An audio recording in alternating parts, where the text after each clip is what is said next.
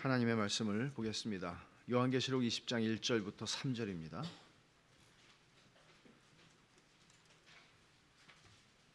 요한계시록 20장 1절부터 3절 말씀입니다.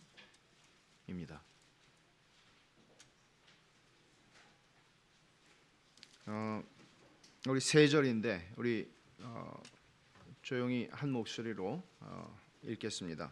또 내가 봄에 천사가 무저갱의 열쇠와 큰 쇠사슬을 그의 손에 가지고 하늘로부터 내려와서 용을 잡으니 곧 옛 뱀이요 마귀요 사탄이라 잡아서 1000년 동안 결박하여 무저갱에 던져 넣어 잠그고 그 위에 임봉하여 1000년이 차도록 다시는 만국을 미혹하지 못하게 하였는데 그 후에는 반드시 잠깐 놓으리라.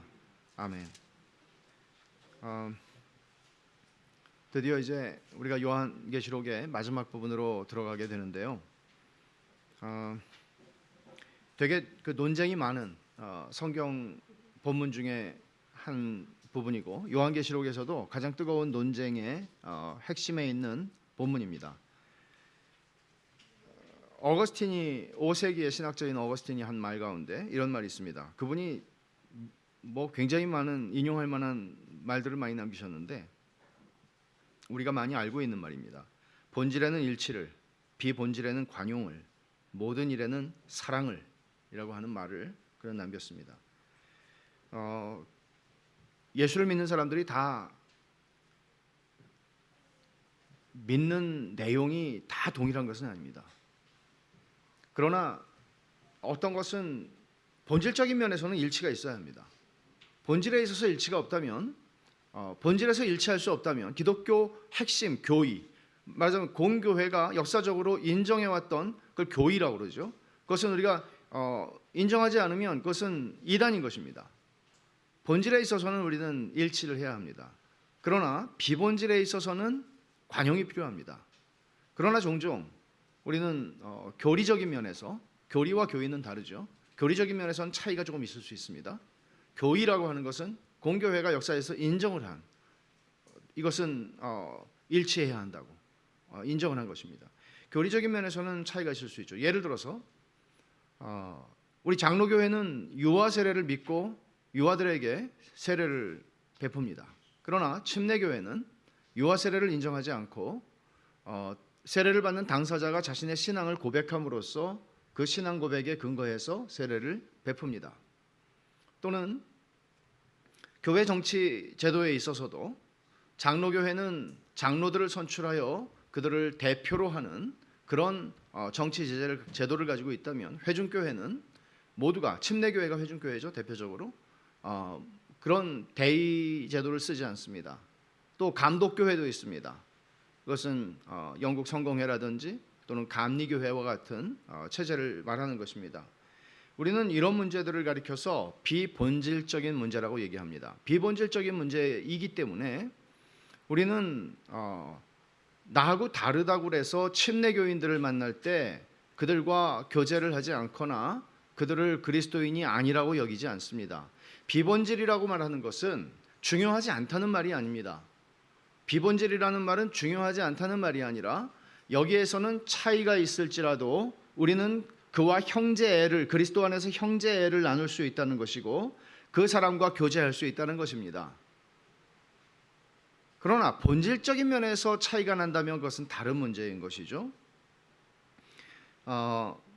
그런 면에서 오늘 우리가 본문에서 살펴보고 있는 천년 왕국이라고 하는 주제가 나오게 되는데 이 주제는 교회 역사상 적어도 4가지, 좀 작게 얘기하면 3가지 정도로 큰 해석의 그룹이 존재해 왔습니다. 종종 그런 얘기를 듣습니다. 같은 교단의 노회 안에서도 서로가 이런 질문을 할 때가 있어요. 목사님은 어떤 입장입니까? 천년왕국에 대해서. 그러면 어떤 분은 같은 교단인데도 어떤 분은 전천년이라고 얘기하고 또 저 같은 사람은 무천년이라고 얘기하고 뭐 이렇게 얘기할 수 있습니다. 그러나 그것 때문에 우리는 다시는 이 사람하고 커피를 마시면 안 되겠구나 그렇게 생각하지 않습니다. 허용이 되는 문제라는 것이죠. 천년왕국이라는 주제에 대한 이 여러 가지 해석의 그룹들이 있는데, 전천년이라고 하는 것은 천년 전에, 천년왕국이라고 하는 황금기가 오기 전에 예수님 재림하신다는 것이죠. 천년 전에, 전천년, 그 프리밀레니얼리즘이라고 얘기를 하는 거죠. 밀레니얼리즘, 천년 전에 온다는 거, 재림하신다는 거죠. 그러면 후천년은 뭐겠어요? 천년 후에 예수님이 재림하신다는 거죠. 그러면 지금 교회 역사 속에서 어떤 황금기가 주어질 것이에요. 이들이 얘기하는 것은 정말 기가 막히게 복음 전파 역사가 엄청나게 일어나고, 정말 야, 사탄이 죽었구나라고 생각할 만큼, 그렇게 생각할 만큼 복음의 역사가 전례 없이 퍼지는 그런 역사들이 있게 될 것이다. 그 천년왕국이라고 얘기를 하죠. 그 다음에 예수님이 재림하셔서 끝내실 것이다. 후천년입니다. 이것이 무천년이라고 하는 것은 천년이 없다는 의미는 아닙니다. 천년이 없다는 것이 아니라 주님의 초림부터 재림까지 교회 시대가 천년이라는 거죠. 특정한 천년이라는 것이 있는 게 아니라 교회 시대가 천년이다. 천년왕국이다. 이렇게 얘기를 하는 거예요. 근데 벌써 여러분 좀 어지러우시죠? 어지러워지기 시작하셨죠? 그래서 제가 이 설교를 준비하면서 고민을 많이 했어요. 얼만큼 이 문제를 다뤄야 되지? 그래서 제가 하나님께서 지혜를 주셨죠. 서종보 목사님이 동영상을 30분 안쪽으로 동영상 2개를 천년왕국에 대한 여러 가지 비교해서 알 수 있도록 명강의를 오늘 오후에 홈페이지와 유튜브 채널에 올릴 겁니다. 여러분 그걸 보시면 돼요. 저는 설명 안 하겠습니다. 그리고 본문을 그러나 무천년주의가 제가 생각할 때에는 성경의 이 본문을 그리고 전체 성경을 잘 다루는, 가장 잘 설명한 것이라고 생각을 해요. 그래서 제가 이 말씀을 이제 무천년이라고 하는 입장에서 설교를 하게 될 텐데, 오늘과 다음 주와 아마 3주 정도가 그 천년왕국을 다루게 될 거예요. 근데 그렇다고 해서 제가 무천년이라고 해서 여러분들이 다 무천년이셔야만 하는 것은 아니에요. 장로교회잖아요. 유아세례나 또는 장로교 정치제도나 이런 것들에 대해서는 여러분들이 동의를 안 하시면은 베샬롬 교회 교인일 수는 없겠죠. 동의를 안 하면은 우리 교회 와서 우리 침례교회처럼 합시다 이렇게 하면은 침례교회 교인이 되셔야 돼요. 비본질이지만 형제죠. 그래도 형제죠. 그러나 이 천년왕국에 대한 문제는 조금은 더 자유로울 수 있는 문제예요. 그래서 여러분들이 말씀을 들으시면서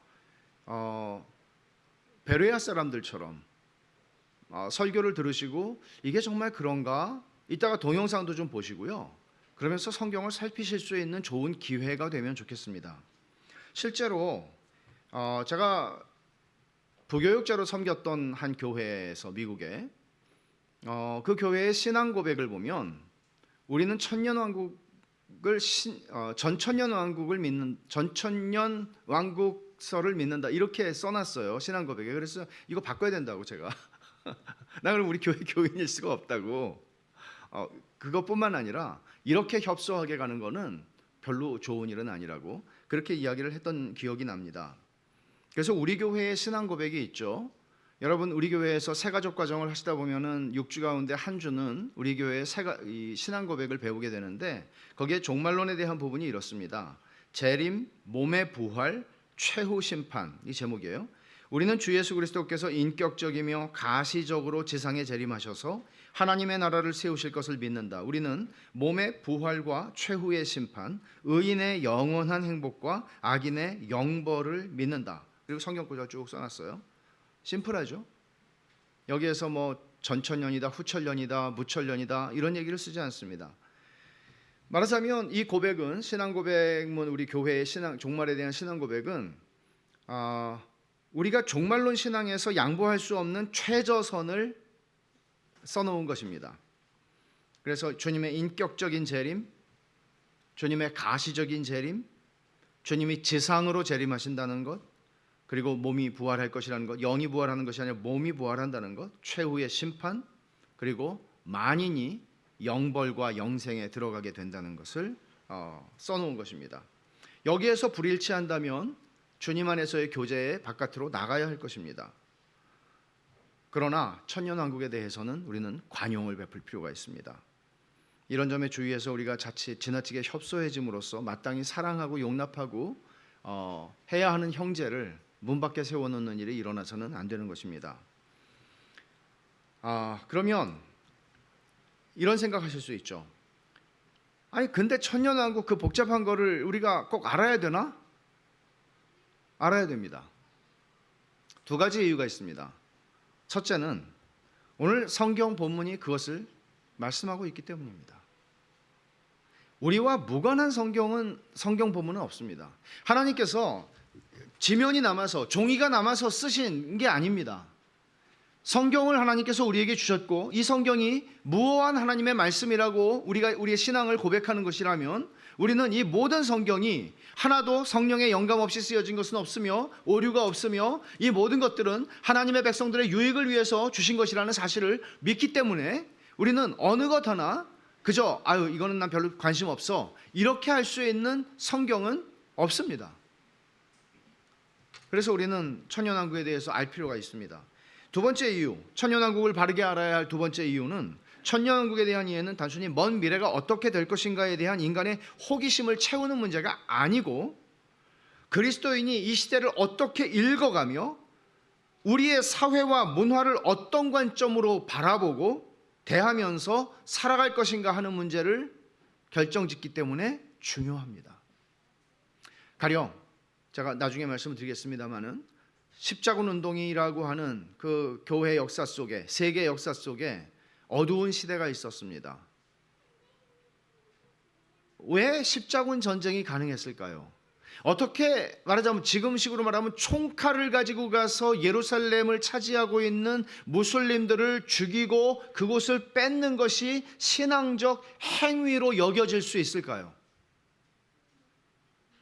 이것이 천년왕국과 관련된 문제입니다. 여러분들이 믿지 않는 직장에서의 믿지 않는 동료들을 바라보는 여러분의 시선 무관하지 않습니다. 오늘날 이런 말을 쓰긴 싫지만 태극기와 촛불이다 라고 하는 것에 의해서 그리스도의 교회가 둘로 갈라질 지경이 되는 것은 왜 그렇습니까? 이런 문제에 대한 오해와 불분명한 지식들이 우리를 갈라놓는 것입니다. 설령 지식이 부족하더라도 성령이 그 안에 거하시고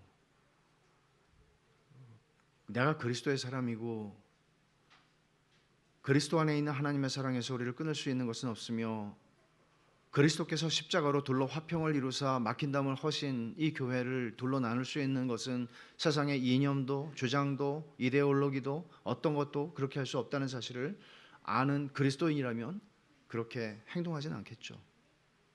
함부로. 자, 이제 우리가 그럼 시작을 해봅시다. 요한계시록 20장은 교회사의 뜨거운 논쟁의 중심에 있는 본문입니다. 1절에서 6절 사이에 천년이라는 말이 6번 나옵니다. 이 본문 외에서 우리는 천년이라는 말, 천년이 지나간 어제 하루 같고 이런 말씀 빼놓고 이 천년이라고 여기서 얘기하고 있는 의미에서의 천년, 하나님께서 마귀를 결박하여 사탄을 결박하여 천년 동안 무적행에다가 집어넣는 이 천년이라고 하는 기간, 그리고 그 기간에 4절부터 6절에서 얘기하는 것은 성도들과 함께 그리스도께서 통치하신다 그랬어요. 왕노릇하는 것이죠. 그러면 이 천년왕국이라고 일컬어지는 이런 의미에서의 천년이라는 개념은 이 본문 1절부터 6절을 제외하면 성경 어디에도 나오지 않습니다. 그렇기 때문에 해석이 어려운 것이죠. 먼저 20장이 어떤 내용을 담고 있는지를 볼까요? 1절부터 3절은 마귀가 천년 동안 결박을 당해서 무적행에 갇히게 될 것이다 얘기합니다. 4절부터 6절은 그 천년 기간 동안에 그리스도께서 성도들과 함께 통치하신다, 왕노릇하신다 그래요. 그 다음에 7절부터 10절에서는 잠깐 마귀가 풀려나와서 사탄이 무적행에서 잠깐 풀려나와서 그가 만국을 미혹하여 그리스도와 그리스도의 군대 교회를 대적하려는 큰 전쟁을, 전 세계적인 전쟁을 일으키려고 합니다. 그러나 하늘에서 불이 내려와서 그들을 사르죠. 그리고 11절부터 15절에 있는 말씀은 백보좌 심판이라고 소위 일컬어지는 크고 흰 보좌 앞에서 만인이 부활하여 심판을 받는 내용입니다. 이런 말씀들의 흐름에서 정말 중요한 것은 뭔가 하면 이게 언제 일어나는 일인가, 시간 순서를 어떻게 배열할 수 있는가 하는 문제입니다. 천년왕국의 문제는. 그래서 제가 몇 번 말씀을 드렸습니다마는 전천년주의에 속한 가운데 역사적 전천년주의가 있고 세대주의 정천년이 있는데 다 똑같진 않아요. 후천년이라고 다 똑같지 않고 거기서도 또 많이 나눠져요. 그래서 되게 복잡하죠. 근데 전천년주의는 일반적으로 역사적인 여기서 환상을 보고 있는 대로 그 시간 순서, 역사 속에서 그 시간 순서대로 일어나는 일을 지금 시간 순서를 따라서 쓰고 있다고 보는 경향이 강해요. 그렇기 때문에 19장에서 우리가 지난주까지 보았던 19장에서 일어난 모든 일들이 있은 후에 20장에서 지금 보는 일이 일어날 거라고 하는 거죠. 그러면 19장에서 우리가 뭘 봤어요? 예수님 재림하시는 거, 백마를 타고 재림하시고 최후의 전쟁을 하시죠. 재림하셔서 천년왕국을 여신다는 거예요. 재림하셔서 마귀를 다 결박시키고 무적행에 집어넣어서 천년을 시작하신다는 거예요. 근데 이제 이런 질문을 할 수 있죠. 어차피 천년왕국이 아니라 하나님의 나라가 완성되는 건데 굳이 천년이 필요했을까? 천년이 필요한 이유는 이겁니다. 6장 10절 11절에서 순교당한 영혼들이 하나님 우리 핏값을 갚아줄 때가 언제입니까? 라고 기도하죠. 그러니까 하나님께서 잠시 동안 쉬되 너희 동무 종들과 형제들도 죽임을 당하여까지 기다려라. 주님이 그들을 기다리라고 말씀하시고 그들에게 그래 이제 그날이야. 너희가 이제 왕 노릇해. 그들의 왕 노릇에 너희가 얼마나 눌렸니? 왕 노릇이야. 이제 너희가 왕 노릇하는 거야. 이렇게 해서 그들을 승인해 주시고 그들을 정당화해 주시고 그들에게 그들의 기도에 응답해 주시는 시간이라고 말을 하는데 사실은 영생과 영벌로 들어가게 될 때 그것은 이루어지는 것 아닌가요? 그 단계가 꼭 천년이라는 단계가 있어야 속이 풀리나요? 이런 생각할 수 있죠. 문자적으로 본다는 것도 조금 문제입니다. 시간적인 순서의 문제와 함께 문자적으로 읽을 것인가, 천년이라고 하는 것을 상징적으로 읽을 것인가 하는 것입니다. 여러분, 지금 어느 정도 여러분이 이제 좀 약간 복잡하긴 하지만 천년이라고 하는 시간이 예수님의 재림 뒤에 오는 것일까? 아니면 재림 하실 때 천년을 끝내시는 것일까? 하는 문제, 크게 보면 두 가지인데 천년을 문자적으로 볼 것인가 상징적으로 볼 것인가 하는 문제부터 풀어야 될 것 같아요. 성경의 요한계시록에 보면 14만 4천이라는 숫자가 우리가 이미 봤고 666이라고 하는 숫자도 봤죠. 근데 이런 것들이 상징이었잖아요. 여기서도 사실 마찬가지라는 거죠. 이 천년이라고 하는 것은 10이라고 하는 게 완전수인데요. 10, 7과 10은 완전수예요. 완전수인데 거기에 3배수를 한 것이죠. 000이 더 들어간 거죠. 그러니까 1000이 되는 거잖아요. 그러니까 굉장히 긴 시간을 얘기하는 것이죠. 근데 그 긴 시간인데 그 긴 시간이 어떤 시간인가 하면은 하나님께서 사탄을 결박하여서 무적행에 가두어 놓는 긴 시간입니다.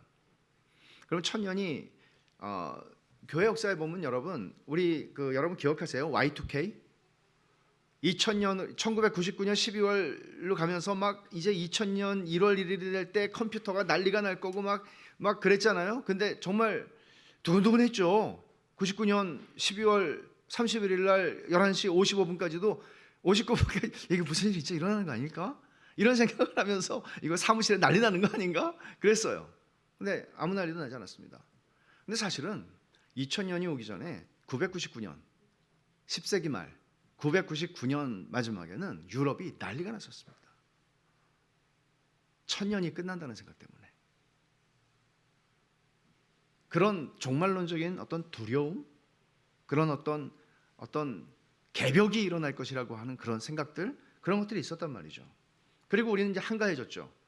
왜냐하면 3000년이 오려면 꽤 멀었으니까. 그러니까 1000년이라고 하는 것을 문자적으로 받을 때 이런 문제가 생긴다는 것이죠. 그러나 성경에서 얘기하고 있는, 특히 요한계시록이 얘기하고 있는 이 숫자 14만 4천이라든지 666이라든지 또는 여기 1000이라고 하는 것은 단순히 1000년이라고 하는 것이 아니라 긴 시간을 얘기하는 것이라고 이해를 하는 것이 좋을 것입니다. 그러면 사탄의 결박이 언제 일어났을까? 자, 천년이 언제인가? 재림 후인가 재림 전인가? 그럴 때 그러면 결박을 했는데 결박을 해서 천년이 가는 거잖아요. 사탄을. 그럼 사탄을 결박한 게 언젠가? 이게 중요하잖아요. 자, 그럼 이 말씀을 한번 봅시다. 9장 1절을 보시면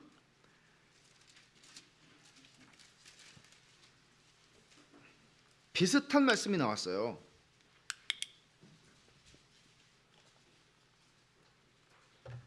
다섯째 천사가 나팔을 불매 내가 보니 하늘에서 땅에 떨어진 별 하나가 있는데 그가 무저갱의 열쇠를 받았더라. 오늘 본문에 나오는 천사가 뭐예요? 하늘에서 내려온 천사가 무저갱의 열쇠를 가지고 있다고 그랬죠? 무저갱의 열쇠와 큰 쇠사슬을 그의 손에 가지고 하늘로부터 내려와서. 근데 여기 보니까 9장 1절에도 하늘에서 땅에 떨어진 별 하나가, 별은 뭐죠? 1장 15절에서 보면 1장 15절 19절 17절에 보면 별은 천사예요. 하나님의 사자예요. 그러면 하나님의 천사가 하나 떨어졌단 말이에요, 하늘에서. 근데 그가 무저갱의 열쇠를 가지고 있어요. 그리고 무저갱을 여니까 황충들이 나와서 사람들을 해하는 거예요. 이 천사와 이 10장 1절에 나오는 천사는 같은 천사일 것으로 봅니다. 근데 이들이 가지고 있는 것은 무저갱의 열쇠예요. 무저갱이 뭐죠? 무저갱은 악령들이, 이렇게 이해를 하시면 돼요. 악령들이 마지막 운명을 맞이하기 위해서 거주하는, 갇혀있는 장소다. 그러나 여러분, 이게 뭐 메소포타미아, 이라크의 지하에 있을까? 이렇게 생각하시면 돼요. 물리적인 어떤 장소를 얘기하는 것은 아닙니다. 왜냐하면 영적인 존재들이니까요. 물리적인 장소가 아니고 영적인 영역을 가리키는 말입니다. 근데 그 열쇠를 가지고 있다고 그러죠. 무저갱의 열쇠를. 열 수도 있고 닫을 수도 있는. 근데 무저갱의 열쇠를 가지고 있다고 그러는데 요한계시록에 열쇠가 4번 나와요. 2번은 주님이 갖고 계신 열쇠예요. 2번은 천사가 갖고 있는 열쇠예요. 주님이 갖고 있는 열쇠는 1장 18절에서 사망과 음부의 열쇠를 가지시니 라고 말했어요. 사망과 음부의 열쇠를 가졌다. 또 3장 7절에서는 다윗의 열쇠를 가지셨다고 말해요. 다윗의 열쇠는 조금 다른데요. 이것은 천국의 문을 여는 열쇠라고 이해를 할 수 있고, 사탄의 모든 공격으로부터 예수님께서 자기의 백성인 교회를 보호하시고 지키시기 위해서 사용하시는 열쇠라고 이해를 할 수 있을 텐데, 여기 사망과 음부의 열쇠를 가지셨다 하는 것은 천사가 9장 1절에서 20장 1절에서 무저갱의 열쇠를 가졌잖아요.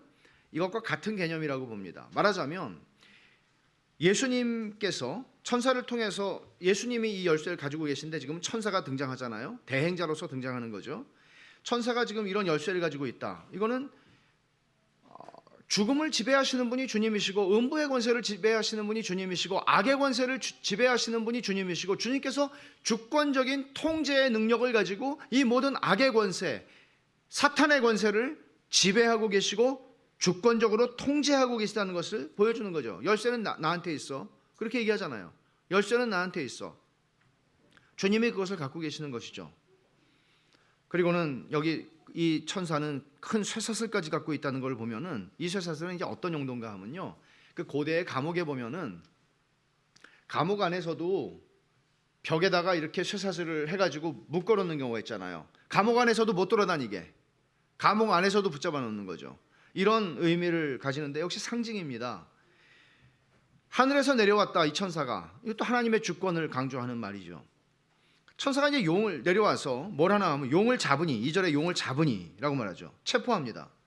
근데 이 용이 어떤 존재냐? 옛 뱀이요 마귀요 사탄이라. 12장 9절에서도 이렇게 똑같이 표현을 했는데 이 정체를 그대로 보여주는 것입니다. 그리고는 천사는 사탄을 잡아서 결박하여 천년 동안을 결박하여 무저갱에 던져 넣어 잠그고 그 위에 인봉하여 천년이 차도록 다시는 만국을 미혹하지 못하게 합니다. 사탄이 무력해진 것이죠. 여기서 두 가지를 생각해야 합니다. 그러면 천사가 사탄을 결박한 게 언젠가 하는 문제, 그리고 두 번째는 결박을 하고 무저갱에 가뒀다는데 그게 완전히 죽은 자와 같이 아무것도 못하는, 옴짝달싹 못하는 상태인가, 아니면 그의 주된 능력을 제한하시는다는 의미인가 하는 것입니다. 첫 번째부터 먼저 보죠. 천사가 용을 체포하는데 이제 결박해가지고 천년 동안을 가둬놓는다, 그렇게 얘기를 했습니다. 이 결박이라고 하는 말을 쓰고 있죠. 마가복음 3장 27절을 한번 가봅시다. 예수님께서 귀신을 쫓으시는 역사들을 행하자 사람들이 예수님을 비난합니다. 뭐라고 비난하나 하면은 저게 마귀의 힘을 빌려, 사탄의 힘을 빌려서 지금 저렇게 귀신을 쫓아낸다, 그렇게 비난을 하자 주님이 이렇게 대답을 하십니다. 마가복음 3장 27절입니다. 사람이 먼저 강한 자를 결박하지 않고는 그 강한 자의 집에 들어가 세간을 강탈하지 못하리니 결박한 후에야 그 집을 강탈하리라. 여기 결박이라는 말을 두 번 쓰고 있죠, 주님이. 너희들은 내가 사탄의 힘을 빌려서 귀신을 쫓아낸다고 지금 비난을 하고 있지만 생각해봐라. 사탄이 지금 지배하고 있다면 사탄을 결박해 놓고서야 내가 그 집을 흔들 수 있지 않겠느냐. 좀 그렇게 말씀하시는 거죠.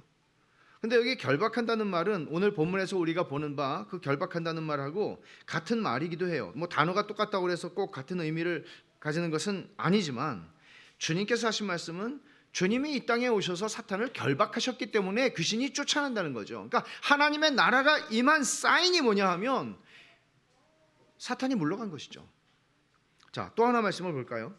예수님께서 70인의 제자를 전도하라고 파송을 하십니다. 그리고 그 제자들이 돌아와가지고 흥분해서 주님께 말해요. 귀신들이 항복하던데요? 우리가 복음을 전하니까, 하나님 나라 복음을 전하니까 귀신들이 항복하고 물러가던데요? 야, 얼마나 흥분이 되겠습니까?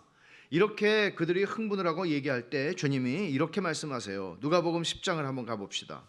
누가복음 10장 18절과 19절입니다.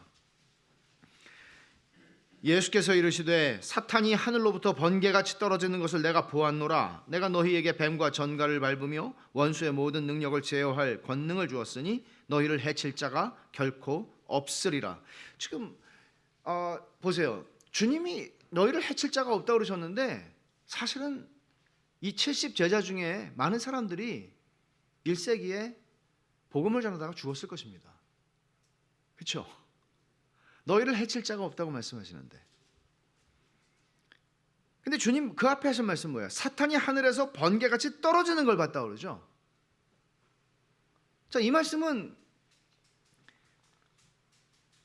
결박이라는 표현을 쓰지는 않지만 우리가 조금 이따가 볼 말씀이 요한계시록 12장에 있는 말씀 볼 텐데 그 말씀을 생각나게 하는 말씀입니다. 또 하나를 볼까요? 예수님께서 십자가를 지시기 전에 제자들에게 말씀하시는데 요한복음 12장을 한번 봅시다. 요한복음 12장 31절과 32절입니다.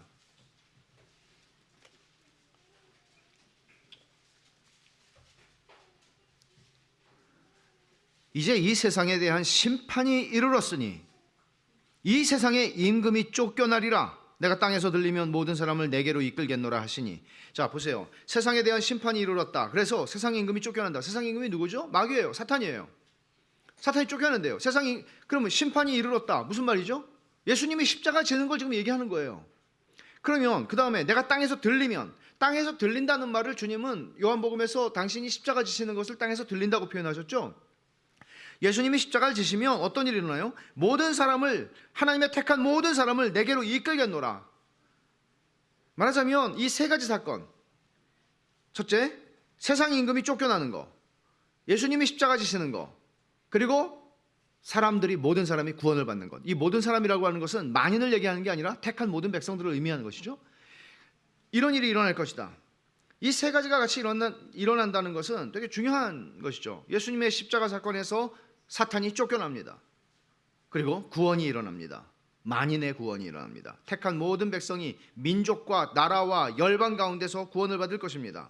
여기에서 쫓겨난다라고 하는 표현이 있잖아요. 임금이 쫓겨난다. 세상 임금이 쫓겨난다. 쫓겨난다는 표현은 헬란 말로는 에크발로라고 하는 말인데, 그 결박한다고 조금 아까 우리가 요한계시록에서 봤잖아요. 그 말은 발로라고 하는 말이에요. 발로라는 말에다가 에크라고 하는 그 접두사를 붙인 건데요. 그러니까 여기서 파생된 단어거든요. 그러니까 사실은 크게 의미가 다르지 않다는 것입니다. 자, 그리고 히브리서를 한번 가보십시다. 서신서에서 어떻게 예수님의 초림 때에 일어난 일들을 설명하는가. 2장 14절입니다. 히브리서 2장 14절. 자녀들은 혈과 육에 속하였음에 그도 또한 같은 모양으로 혈과 육을 함께 지니심은 성육신하신 거 말씀하죠. 죽음을 통하여 죽음의 세력을 잡은 자 곧 마귀를 멸하시며, 마귀를 멸하시는 것, 예수님이 십자가에서 죽으신 걸 마귀를 멸하신 사건이라고 설명합니다. 자, 골로새서를 한번 가봅시다. 바울 사도는 어떻게 표현했습니까? 골로새서 2장 15절입니다.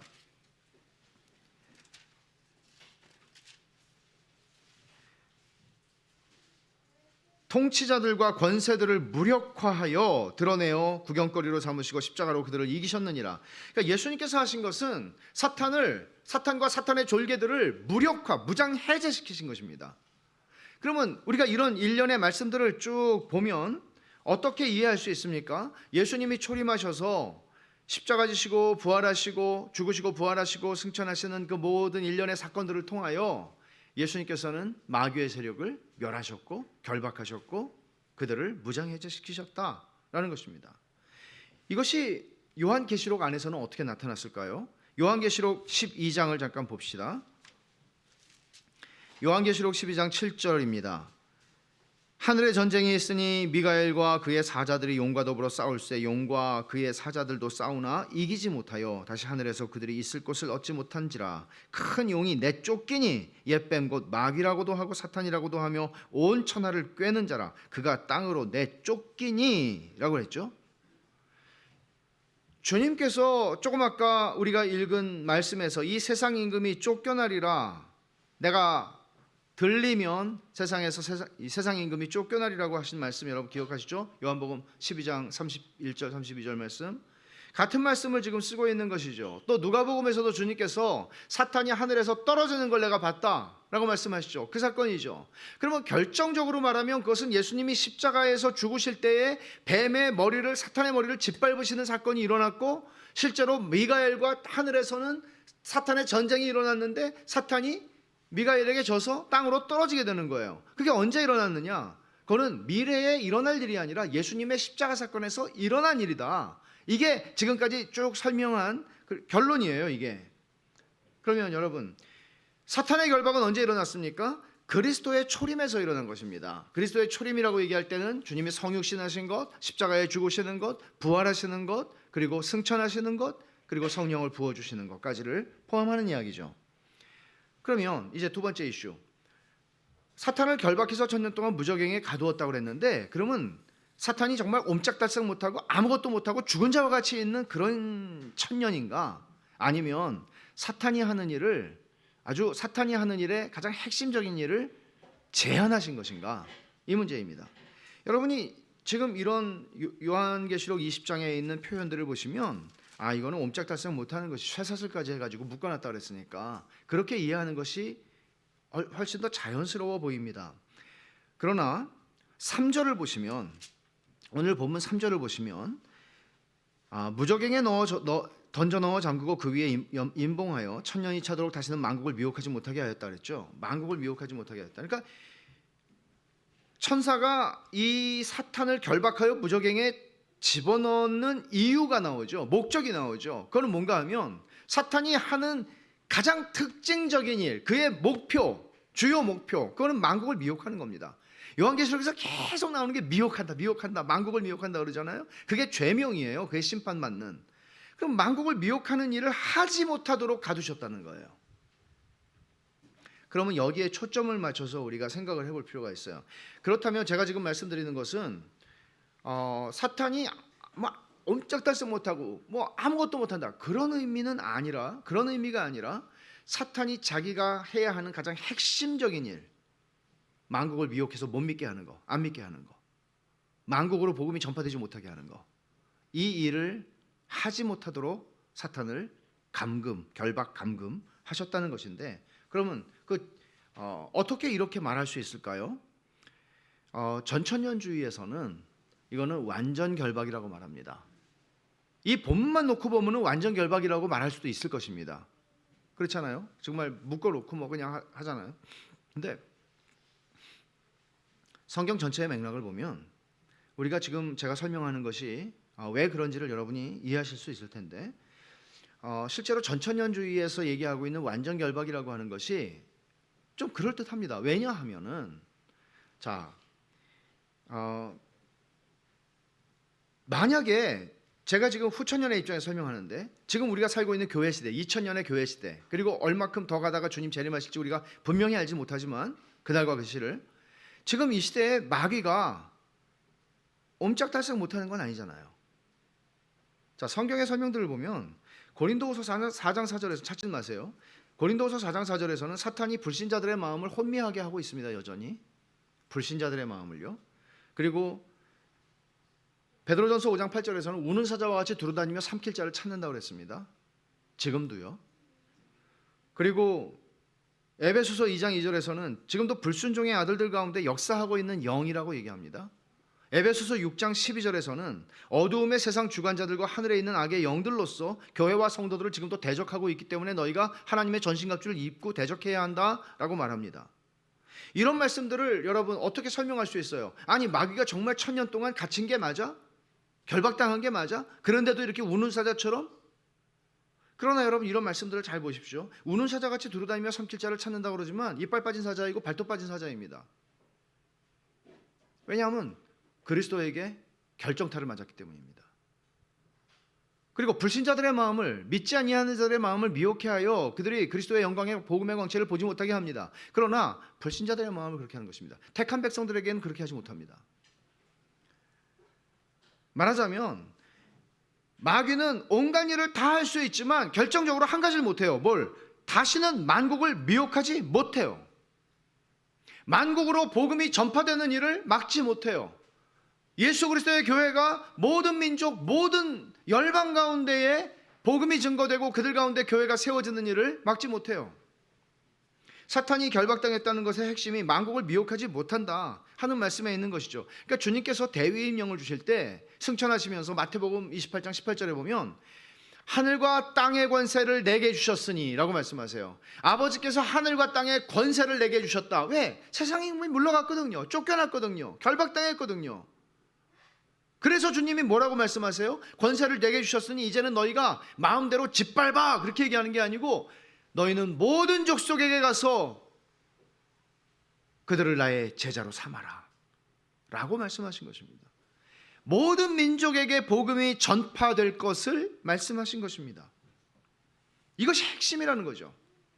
마귀의 결박에 있어서 천사가 사탄을 무저갱에 던져 잠그고 임봉을 했다고 그랬어요. 3절에 보면 그 위에 임봉하여, 그러니까 임봉했다는 말도 굉장히 강조잖아요. 열쇠로 잠궜어요. 아니, 잠그기 전에 결박을 했어요. 쇠사슬로 결박을 하고 열쇠로 잠그고 그 다음에 인봉을 했어요. 못 나오게 1000년이 차도록 다시는 만국을 미혹하지 못하게 했어요. 인봉이라고 하는 말은 인친다는 말하고 같은 말이에요. 말은 인친다 그러면 하나님의 소유권이잖아요. 하나님이 하나님의 백성에게 인친다, 하나님의 소유권, 인침을 받은 백성들은 해하지 말라 말씀하시잖아요. 그러면 인친다는 것은 도장을 찍는다 그런 의미인데, 지금 도장 찍어서 지금 하나님이 도장 찍어 놓은 거를 지금 누가 열겠어요? 이 무저갱의 문을. 이거를 그레고리 비일이라고 하는 사람이 이렇게 설명합니다.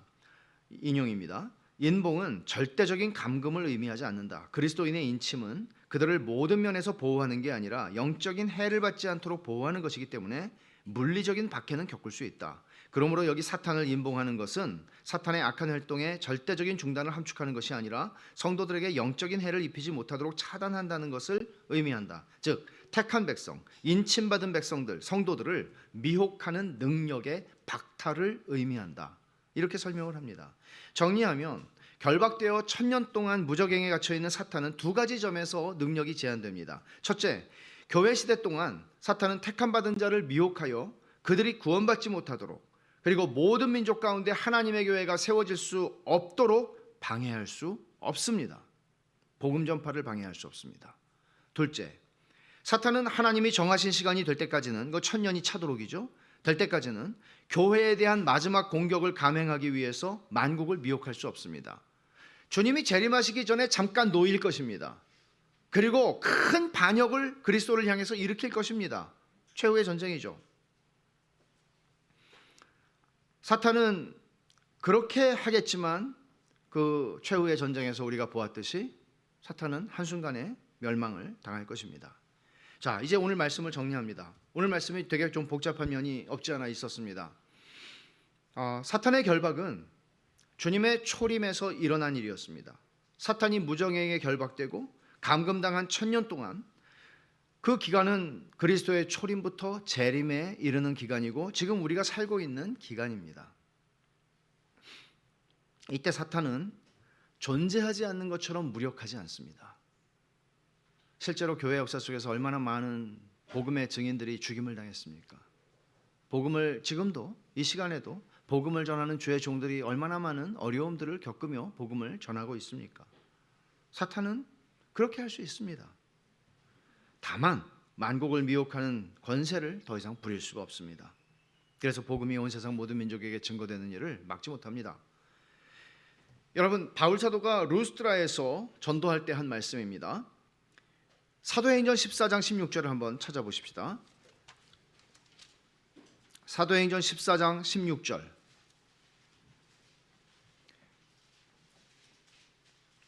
하나님이 지나간 세대에는 모든 민족으로 자기들의 길들을 가게 방임하셨으나, 하나님이 지나간 세대, 그 전에 예수님 오시기 전에 지나간 세대에는 모든 민족으로 자기들의 길들을 가게 방임하셨다라고 얘기합니다. 말하자면 여러분 생각해 보세요. 하나님께서 아브라함을 부르셨을 때 땅의 모든 족속이 너를 통하여 복을 받을 것이라고 말씀하셨습니다. 아브라함한테 야, 너만 내가 복을 줄게, 네 후손만 복을 줄게 말씀하시지 않고 너와 너의 후손을 통해서 땅의 모든 족속이 복을 얻을 거라고 그랬어요. 그러나 실제로 구약의 역사를 보면 하나님의 복은 현저하게 이스라엘이라고 하는 아브라함의 육신적인 후손에게 머물러 있었습니다. 만국으로 나가지 못했습니다. 모든 민족에게로 향하지 못했습니다. 그러나 주님께서 성육신하여 이 땅에 오셔서 하나님의 나라의 복음을 전하시고 십자가에 죽으시고 부활하심으로써 사탄을 무력화하시고 멸하시고 결박하셨습니다. 드디어 복음이 만국에게, 모든 민족에게 증거될 수 있도록 주님께서 사탄을 결박하셨습니다. 그리고는 주님은 하늘과 땅의 모든 권세를 내게 주셨으니 너희는 가서 모든 족속으로 제자를 삼으라고 말씀을 하셨습니다. 그리고 복음의 증인이 되는데 예루살렘, 사마리아가 아니라 땅 끝까지 이르러 복음의 증인이 너희가 될 것이라고 예언하셨습니다. 교회 역사에서 수많은 복음의 증인들이 증거 때문에 말할 수 없는 고통을 겪었고 또 죽임을 당한 순교자들이 허다합니다. 사탄은 자기에게 허용된 모든 수단들을 사용해서 복음 전도자들을 괴롭히고 죽이고 교회를 어지럽히고 합니다. 그러나 사탄은 만국 백성을 미혹함으로써 복음이 만국에게 전파되지 못하도록 하는 일만은 행할 수 없습니다. 복음 전도자를 죽일 수는 있지만 복음이 증거되는 것을 막을 수는 없습니다. 결박당하고 무력하게 됐기 때문입니다. 만국을 미혹할 수 없도록. 주님께서는 그래서 마태복음 24장 14절에 이렇게 말씀하셨죠. 이 천국 복음이 모든 민족에게 증언되기 위하여 온 세상에 전파되리니 그제야 끝이 오리라. 말하자면 이 세상에 주님이 재림하실 때까지의 이야기는 뭐냐? 복음의 전파의 역사다. 복음 전파의 역사가 이루어질 수 있도록 주님께서 마귀를 결박하여 놓으셨다. 이것이 어려움을 겪지 않는다는 의미도 아니고, 이것이 고난을 겪지 않는다는 의미도 아니고, 이것이 죽임을 당하지 않을 것이라는 의미도 아니지만, 이 복음의 거대한 물결은 땅끝까지 이르게 될 것이다 라는 말씀을 하신 것입니다. 그리고 마지막에 주님 재림 직전에 잠깐 사탄이 무저갱에서 놓인다고 말하지만 결국 그것은 하나님의 구속의 경륜을 이루기 위하여 사탄을 심판하시는 일이 될 것입니다. 주님이 주시는 본문을 통해 주시는 교훈을 두 가지로 생각하려고 합니다. 첫째는 지금 우리가 살아가는 시대와 역사는 하나님의 주권 아래에 있다는 사실을 언제나 기억하라는 것입니다. 여러분, 우리는 굉장히 그 세대주의의 영향을 많이 받아서 이렇게 무슨 일이 이스라엘 주변에서 일어나면 귀가 번쩍 뜨이고 주님이 오시는가 보다 이렇게 하는 일이 많이 있죠. 지금 또 뭐 팔레스틴하고 전면전을 벌이네 만에 그러고 있지 않습니까? 그럼 뭔가 또 우리의 귀가 솔깃해지지 않습니까? 분명한 것은 그것이 먼 나라에서의 전쟁이든 이 땅에서의 전쟁이든 뭐 어떤 일이든 간에 이 모든 것들이 하나님의 주권적 통제 아래에 있다는 사실을 그리스도인들은 알아야 하고 믿어야 합니다. 왜냐하면 이것이 세상에서 무슨 천재지변 같은 일이 일어난다 할지라도 하나님의 백성들이 요동하지 않고 평안을 누릴 수 있기 때문입니다. 중요합니다. 거대한 역사의 흐름만을 주님께서 붙잡고 계시는가? 성경은 그렇게 말하지 않습니다. 마태복음 6장에서 주님은 친히 우리에게 말씀하십니다. 하늘아버지께서는 너희가 뭘 먹어야 할지, 뭐가 필요한지 하늘아버지가 다 알고 계시다. 말하자면 우리의 아주 작은 일상의 우리의 인생, 이 작은 인생, 점 같은 인생, 인류 역사 뭐 이런 걸 따지면 우리는 정말 아무것도 아니죠. 그러나 하나님은 거대한 역사만을 움직이시는 그런 크신 분이기 때문에 우리 개개인의 일상과 우리 개개인의 삶의 고민에 대해서는 무관하시고 무관심하신 분인가? 그렇게 말하지 않습니다. 너희 하늘 아버지는 그런 분이 아니라고 말씀합니다. 여러분들이 염려하고 매일매일의 삶 속에서 고민하고 근심하고 씨름하고 두려워하고 이 모든 일들 속에서도 주님은 우리를 돌보고 계시고 이 모든 것들을 당신의 주권 안에 통제하고 계십니다. 그래서 우리는 이렇게 말하지 않습니다. 그리스도인은 망했다 이렇게 말하지 않습니다. 설령 어떤 일이 우리 인생 속에서 복음을 전하다가 감옥에 갇히는 일이나 복음을 전하다가 다 죽임을 당하고 정말 20대 젊은 여인들이 과부가 되는 일들이 일어나거나 이런 일들이 역사 속에서 수없이 많이 일어났습니다. 그러나 그들은 망하지 않았습니다. 오히려 그렇게 해서 주의 복음은 더 놀랍게 도저히 인간적인 계산으로 세워질 수 없는 곳에 교회가 세워졌고 주님의 백성들이 주를 예배하는 백성들이 생긴 것입니다. 사탄을 결박해서 무정행에 가두시는 주권자 하나님께서 당신의 택한 백성을 한 사람도 잃어버리지 않으십니다. 그러니까 만약에 여러분들에게 불신 배우자나 불신 부모님이나 사랑하는 자녀들이 주님을 믿지 않고 있거나 혹은 대적하고 있거나 이거는 아마 제일 고통스러운 일일 겁니다. 그리스도인들에게는 내가 사랑하는 사람이 주님을 거부하고 있는 것보다 고통스러운 것은 정상적인 그리스도인이라면 돈 없는 거 견딜 수 있고 까짓 거 망해도 어떻게 살겠는데 이거는 견딜 수 없는 일입니다. 그러나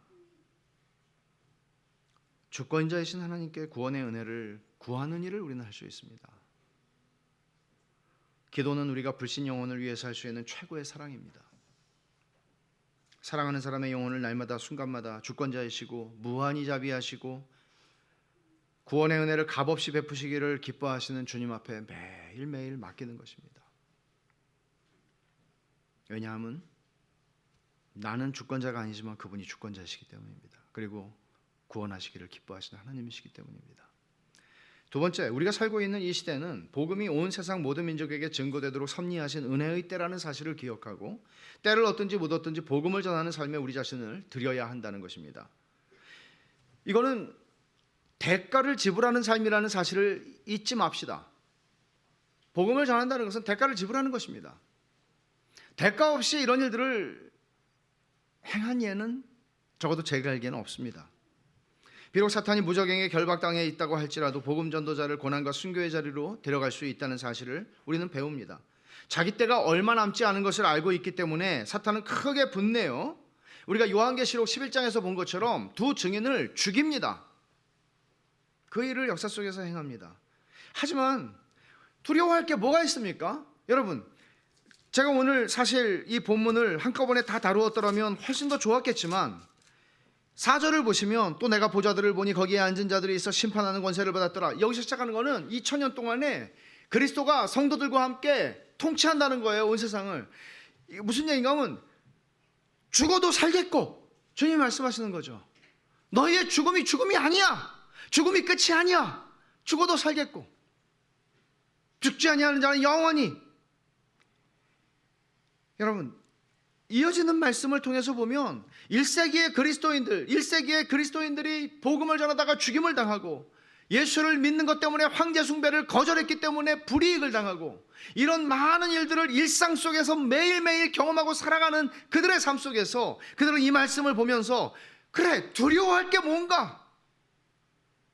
내가 예수를 믿고 주 외에는 다른 신을 내게 두지 아니하고 내가 주님만 따라가고 주님의 모든 말씀을 생명을 걸고 지키는데 두려워할 게 무엇인가? 그는 이런 힘을 얻었을 것이 분명합니다. 오늘 우리들도 마찬가지입니다. 이 시대에 주님이 주신 최고의 사명은 만국의 복음을 전하는 것입니다. 개인으로서 복음의 증인된 삶을 사는 것 중요합니다. 그러나 공동체로서 베샬롬 교회가 복음의 증인으로 세계 선교를 감당하는 일을 중요합니다. 중요한 것보다 더 중요합니다.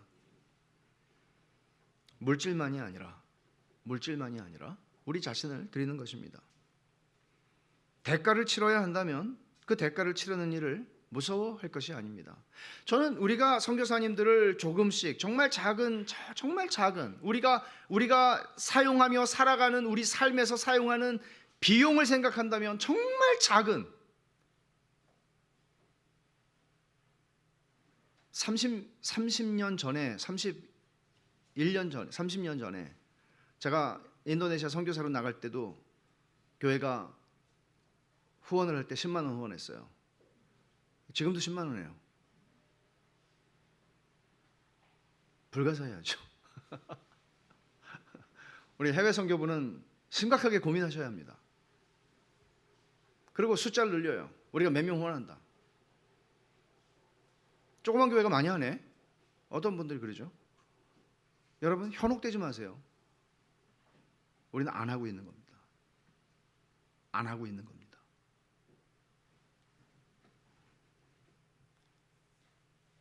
대가를 치르는 일을 무서워하지 맙시다. 저는 우리 가운데 우리의 아들과 딸들 중에서 선교사가 나와야 한다고 믿습니다.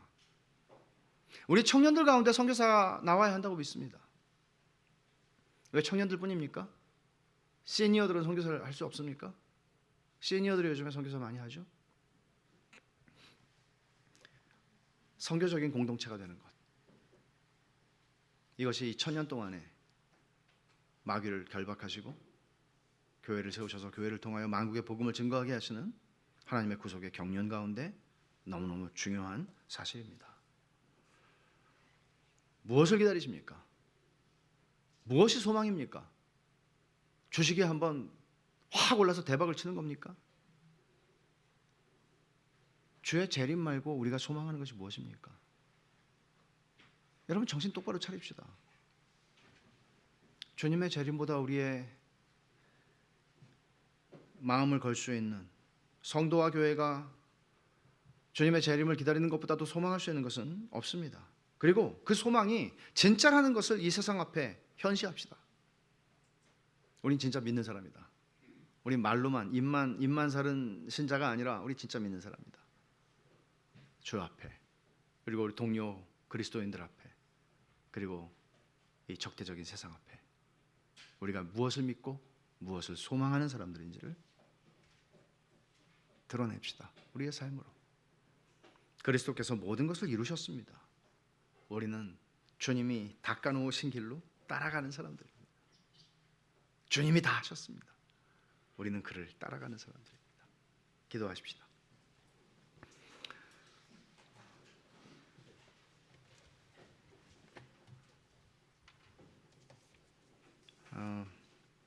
잠깐 우리 같이 기도할까요?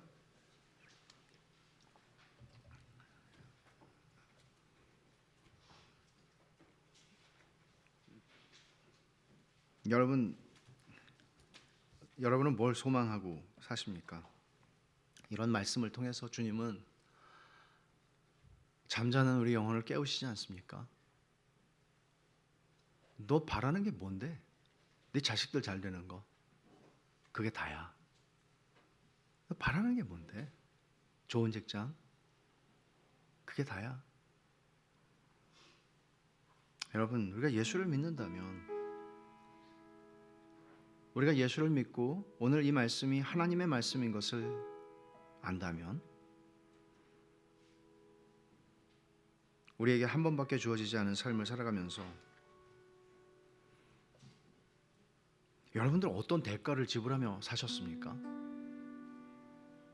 주와 복음을 위하여, 주와 복음을 위하여 어떤 대가를 지불하고 계십니까?